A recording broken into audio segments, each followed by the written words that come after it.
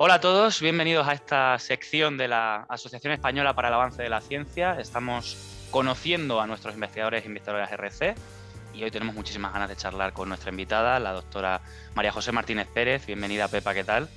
Hola, gracias. Bueno, la doctora Martínez Pérez es investigadora en el Departamento de Física de la Materia Condensada del Instituto de Nanociencia y Materiales de Aragón, el INMA, y recibió la prestigiosa beca RC Starting Grant para su proyecto QFAST, que estudia propiedades cuánticas de excitaciones magnéticas y sus aplicaciones en tecnologías cuánticas utilizando circuitos superconductores. Como tenemos la suerte de contar con la líder del proyecto, pues me gustaría preguntarte ¿en qué consiste QFAST? Vale, muchas gracias. Mira, pues este proyecto, yo soy física experimental, entonces el proyecto es fundamentalmente experimental. Tiene dos sublíneas principales. La primera, su objetivo es desarrollar una serie de instrumentos y un equipo tecnológico que me permita hacer medidas muy sensibles, ¿vale? de campos magnéticos en escalas de tiempo muy reducidas. Es decir, mi objetivo es lograr tener una herramienta con la que poder estudiar fenómenos magnéticos que suceden en la nanoscala, en escalas espaciales muy pequeñitas, con mucha resolución temporal. O idealmente poder estudiar desde procesos que son muy lentos hasta procesos que son muy rápidos. Ese instrumento, la idea es desarrollarlo utilizando circuitos superconductores cuánticos, utilizando uniones, lo que se conoce como uniones Josephson, circuitos Squid y resonadores superconductores.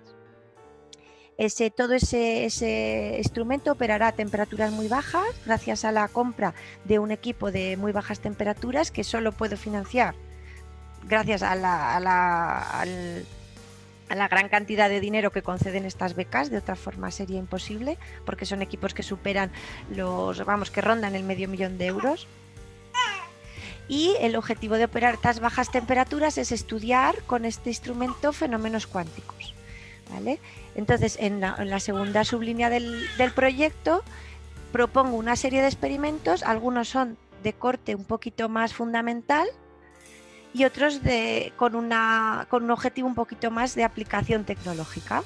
Por ejemplo, uno de los experimentos más bonitos o que más ilusión me hace a mí que propongo realizar con estos sistemas magnéticos y estos sensores superconductores sería la demostración del efecto Casimir dinámico.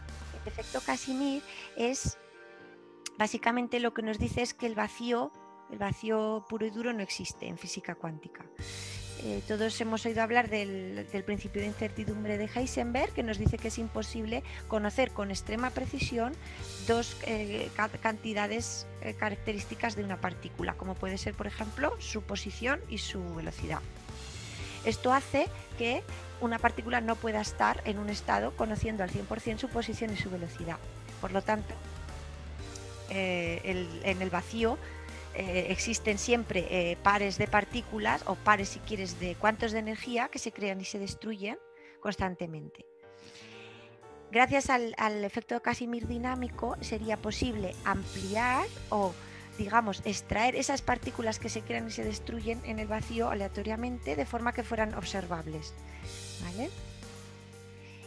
Esto se ha hecho ya en sistemas superconductores de otras características muy diferentes y yo propongo hacerlo ahora con sistemas magnéticos. Es decir, intentar amplificar y observar una excitación magnética que se produce como consecuencia de esas fluctuaciones de vacío, ¿vale? Este efecto puede parecer que no tiene mucha utilidad y que es una cosa muy extraña y que no sirve para nada, pero está detrás de muchos fenómenos. Por ejemplo, está detrás de la famosa radiación Hawking que sucede en los agujeros negros, que es la radiación un agujero negro lo entendemos como un objeto que no emite nada, que solo absorbe, pero no sabemos que, en teoría también emite cierta radiación producto de estas fluctuaciones de vacío, ¿vale? Otros experimentos que propongo tienen ya un objetivo un poquito más experimental o, digamos, tecnológico, si quieres. Sería aprovechar estos sistemas magnéticos para hacer cosas que sean útiles para futuras tecnologías cuánticas. En particular, yo propongo estudiar excitaciones magnéticas que suceden en escalas muy reducidas, serían como fluctuaciones de los campos magnéticos que suceden en escalas nanométricas o micrométricas. Una de las cosas que propongo hacer es acoplar estas fluctuaciones a circuitos superconductores. ¿Para qué serviría eso? Pues la computación cuántica que se está desarrollando desde hace no mucho y que está ahora funcionando bastante bien y dando resultados súper prometedores, sobre todo en China y Estados Unidos, usa siempre circuitos superconductores y opera a frecuencias de gigahercios para hacer operaciones. Bueno, pues estas excitaciones magnéticas operan a las mismas velocidades, hasta a velocidades de gigahercios, y si conseguimos acoplarlas a estos circuitos superconductores, podrían unirse, ser una herramienta más, ¿vale?, para producir tecnologías cuánticas. ¿Serviría para algo? Pues sí. Por ejemplo, las excitaciones magnéticas podrían servir para mediar, para hacer de intermediario entre información que viaja a frecuencias de gigahercios, que es donde se hace la computación cuántica, con información que viaja a velocidades ópticas, que es lo que usamos para transmitir información. La información la transmitimos por medio de fibras ópticas. El óptico y el gigahercio no se llevan bien, son difíciles de acoplar, ¿vale? Pues estas excitaciones serían una forma bastante bonita y elegante de conseguir esta unión, ¿vale? Lo cual sería muy, muy bueno para hacer comunicación cuántica, por ejemplo. No solo para eso, estas excitaciones también, por ejemplo, se han propuesto como posibles detectores de ciertos tipos de radiación, de partículas, como pueden ser partículas de materia oscura.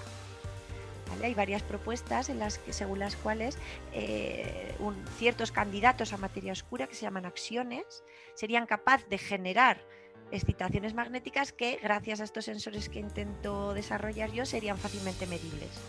Es decir, se podría fabricar sensores de axiones de materia oscura, por ejemplo. Entiendo. Bueno, pues muchas cositas, ¿no? Muchas líneas abiertas. Y ahora cuando estabas hablando, atendiendo a tu explicación, que me ha parecido muy divulgativa, y, sin embargo, espero. Sí, cuando leía la descripción del proyecto pensaba, qué difícil hacer llegar a la sociedad algo tan complejo, ¿no?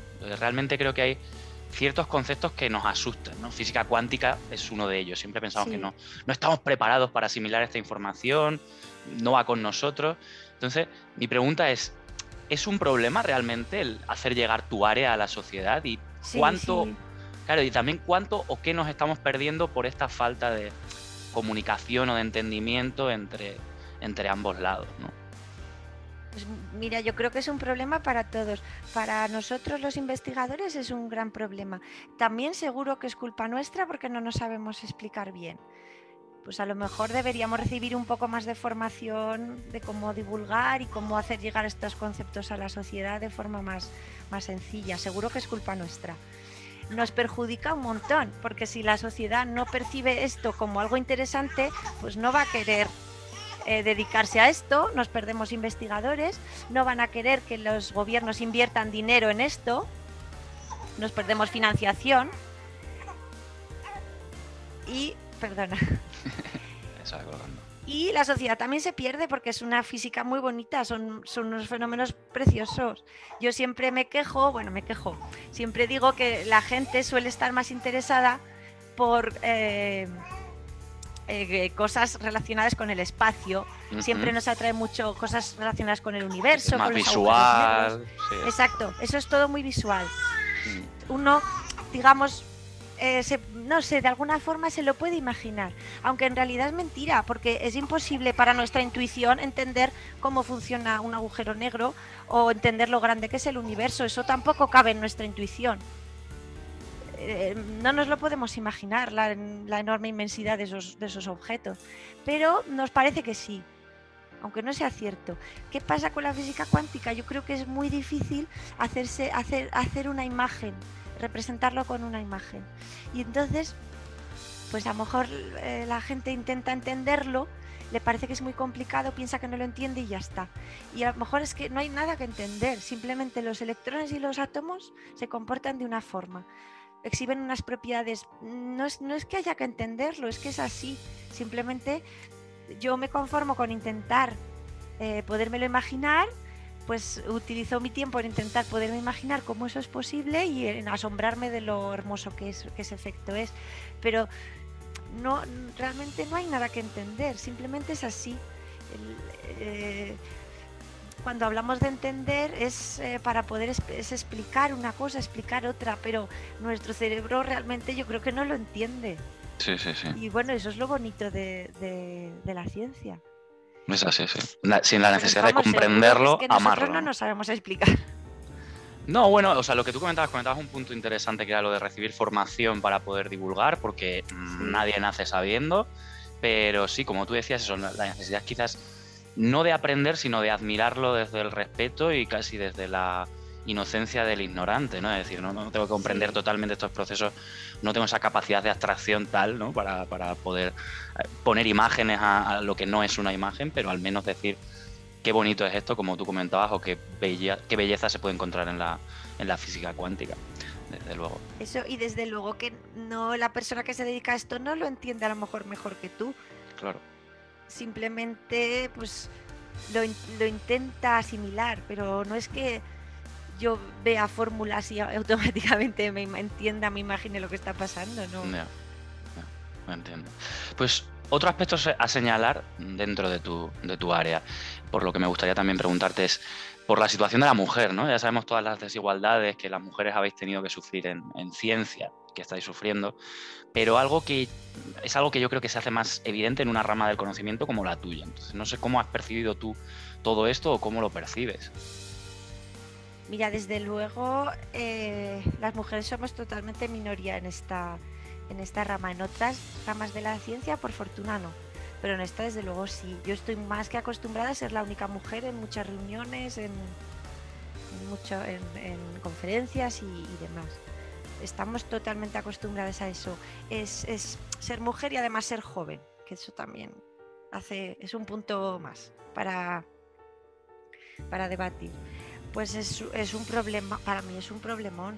¿Por qué? Porque de forma a lo mejor inintencionada, en un sector totalmente dominado por hombres, pues tienden a manejar las cosas entre ellos. ¿Me explico? Pues tienden a lo mejor a olvidarse de ti. A la hora de organizar una conferencia hay que buscar conferenciantes, llamar a colaboradores, demás. Pues muchas veces se lo cocinan entre ellos, ¿no? Pues entre las personas que son tus amigos, con las que a lo mejor te has ido de cerveza, y si nosotras no estamos en ese círculo, pues se olvidan. No digo que lo hagan intencionadamente, pero pasa. Entonces sí se nota mucho, sí. O sea, ya no es que sea un sector machista o no, es que, bueno, es como la propia sociedad. Sí, que están tan acostumbrados que, como tú dices, que no es que haya una mala intención, sino que hay una tradición. Pues a lo mejor no, pero pasa. Sí, exactamente, y sucede, ¿no? Y a pesar de que a ti tu currículum y tu posición te avalen, pues eso, el ser mujer y ser joven hace que todavía tengan ese chip que haya que cambiar y en el que hay que trabajar. Ese es otro aspecto a reseñar. Y como tú decías, en otras áreas del conocimiento quizá no tanto, pero en física y en física cuántica pues sí que todavía es un área donde las mujeres son minoría. Veremos si poco a poco va cambiando la cosa. Eso. Volviendo a QFAST, quería preguntarte por el equipo del que te rodeas para llevarlo a cabo. ¿Quiénes son las personas o los organismos que están detrás del proyecto? Pues eso, en ello estoy. El proyecto va a empezar en septiembre, me lo concedieron ya hace unos meses, pero empieza en septiembre por motivos evidentes. Sí. En eso la Comisión Europea es bastante flexible, pues cuando hay una baja por maternidad o por paternidad, pues el proyecto se retrasa y no pasa nada. Entonces, el equipo humano es fundamental. En primer lugar, lo primero que me ocupé de buscar es una persona que se pudiera encargar de la gestión. Porque es increíble, es alucinante la burocracia a la que nos enfrentamos en ciencia. Es una cosa desesperante. Sé que el nuevo ministro, bueno, el ministro que ya no es ministro, se prometió facilitar, agilizar un poco los trámites burocráticos, pero es una montaña rusa. O sea, perdemos horas y horas con este tema. Porque hay muchos trámites que están pensados para políticos o para funcionarios de otro estilo, vamos.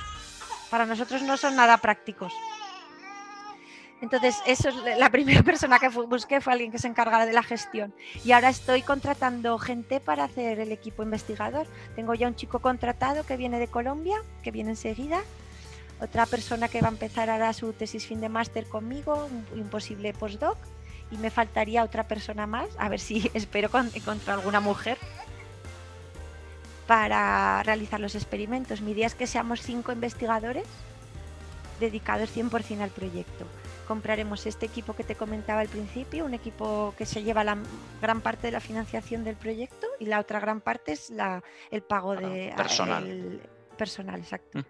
Muy bien, pues ahí está el equipo que estará moviendo QFAST hacia adelante y que estás todavía en proceso de formación.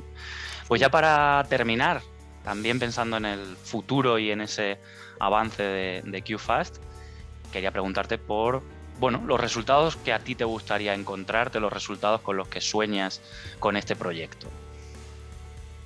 Pues mira, lo que más ilusión me haría es primero que funcionase el equipo, el instrumento. Ese sensor del que hablaba es algo que llevo intentando probar muchísimos años, pero para hacer ese tipo de experimento necesitaba comprar bastante electrónica muy costosa y que no me he podido financiar hasta ahora con proyectos nacionales. Y también necesitaba las personas, claro, porque uno solo realmente es complicado, ¿no? Entonces, poder llegar a fabricar ese sensor que me permita manipular, enviar, leer señales a muy altas frecuencias de partículas magnéticas diminutas, de escala nanoscópicas, es uno de mis sueños. Una vez que eso funcione, lo demás yo creo que vendrá rodado. Soy muy positiva porque pienso que si no funcionan los experimentos que propongo, seguro que en el camino surgirán nuevas ideas y nuevas. Eso es, a uno y a otro lado de la línea principal. Exacto, pero lo que me frena ahora mismo es esa parte tecnológica. Sí, necesito desarrollar un equipo tecnológico muy complicado. Espero que funcione. Seguro que sí, y ahí está ese sueño que esperemos que se cumpla y que QFAST pues arroje resultados muy interesantes para tu rama del conocimiento y que puedan ser aplicables. Pues nada, Pepa, muchísimas gracias por tu tiempo, que ya sabemos que era complicado. Bueno, también, ahora se ha dormido. Eso es, extiendo el agradecimiento a tu acompañante, que se ha portado súper bien durante toda la entrevista y nos ha aguantado aquí la charla. Así que lo dicho, muchísimas gracias por prestarte a esta iniciativa. Para nosotros ha sido un placer conocer un poco más sobre ti, sobre tu proyecto. Y lo dicho, mucha suerte con ello y que todo salga genial, que el equipo funcione, que los experimentos salgan bien y todo vaya estupendamente. Gracias y perdón por los lloros. Pero... Nada, encantados. Hasta luego. Muchas gracias. Hasta luego.